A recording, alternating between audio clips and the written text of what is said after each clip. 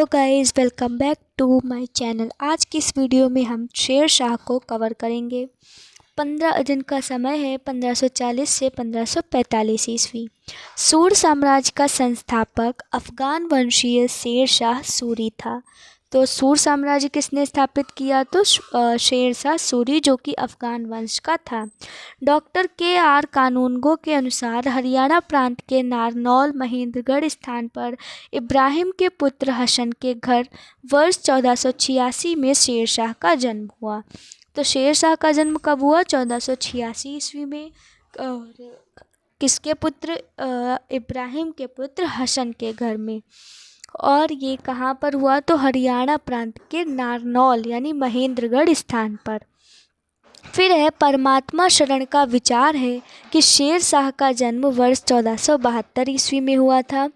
यानी कि वैसे तो माना जाता है कि इनका जन्म 1486 ईस्वी को हुआ, पर परमात्मा शरण का विचार है कि इनका जन्म 1472 ईस्वी में हुआ।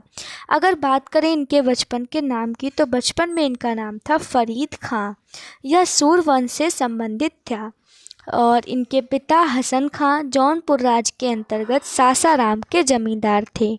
यानी इनके पिता जो है वो सासाराम के जमींदार थे, जो कि जौनपुर राज्य के अंतर्गत आता था। हम लोगों ने स्वतंत्र प्रांतीय राज्य के अंतर्गत आए हुए जौनपुर के बारे में भी एक वीडियो बनाई है। अगर आपने उसको नहीं देखा हो तो उसको ज़रूर देखिएगा। उसकी लिंक मैं आपको इस वीडियो के डिस्क्रिप्शन में दे दूँगी। फिर है फरीद ने एक शेर को तलवार के एक ही वार से मार दिया था। उसकी इस बहादुरी से प्रसन्न होकर बिहार के अफ़गान शासक सुल्तान मोहम्मद वहार खां लोहानी ने उसे शेर खां की उपाधि प्रदान की। शेर शाह बिलग्राम युद्ध 1540 ईस्वी के बाद दिल्ली की गद्दी पर बैठा। अब आप कमेंट सेक्शन में बताइए कि शेर शाह का बिलग्राम युद्ध किस शासक के साथ हुआ था। तो अगर आपने हमारी पिछली वीडियोस देखी हैं तो आपको उसका उत्तर ज़रूर पता होगा, तो कमेंट सेक्शन में जल्द ही बताइए। शेर शाह की मृत्यु कालिंजर के किले को जीतने के क्रम में 22 मई 1545 ईस्वी को हो गई। मृत्यु के समय वह उक्का नाम का आग्नेयास्त्र चला रहा था। कालिंजर का शासक कीरत सिंह था। कौन था? कीरत सिंह। और जब शेर शाह की मृत्यु हुई तो उस समय वह उक्का नाम का आग्नेय अस्त्र चला रहा था।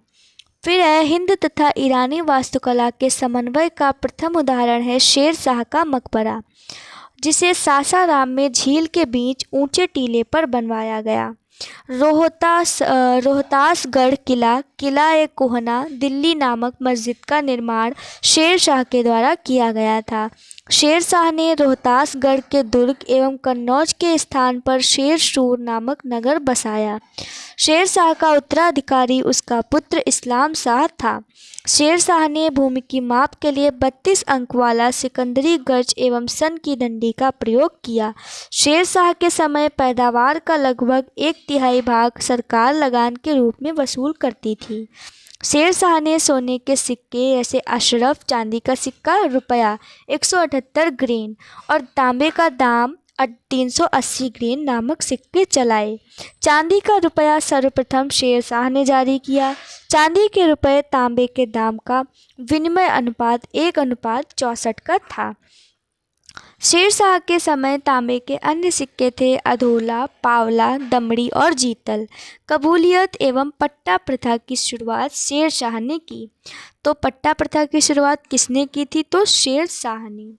फिर है शेर शाह ने 1541 ईस्वी में पाटलिपुत्र को पटना के नाम से पुनः स्थापित किया। इसने ग्रैंड ट्रंक रोड की मरम्मत करवाई। डाक प्रथा का प्रचलन शेर शाह के द्वारा ही किया गया। तो ग्रैंड ट्रंक रोड की मरम्मत किसने करवाई? ये अक्सर पूछा जाता है और बेहद इम्पॉर्टेंट है। तो शेर शाह सूरी ने। और डाक प्रथा का प्रचलन किसके द्वारा किया गया? तो शेर शाह के द्वारा। और किस शासक ने पाटलिपुत्र को पटना के नाम से पुनः स्थापित किया? तो वो भी शेर शाह ने। और कब? तो 1541 ईस्वी में। फिर है मलिक मोहम्मद जायसी, शेर शाह के समकालीन थे। मलिक मोहम्मद जायसी जो कि हिंदी के एक महान कवि हैं और उनका सबसे प्रसिद्ध महाकाव्य है पद्मावती, यानी रानी पद्मावती, राजा रतन सेन और रानी नागमती के बारे में इन्होंने पूरा पद्मावत में उसकी पूरी व्याख्या की है। तो जो मलिक मोहम्मद जायसी हैं वो शेर शाह के समकालीन ही थे। तो ये थी शेर शाह से जुड़ी हुई कुछ इम्पॉर्टेंट जानकारी। नेक्स्ट वीडियो में हम अगले शासक को कवर करेंगे। Thanks for watching.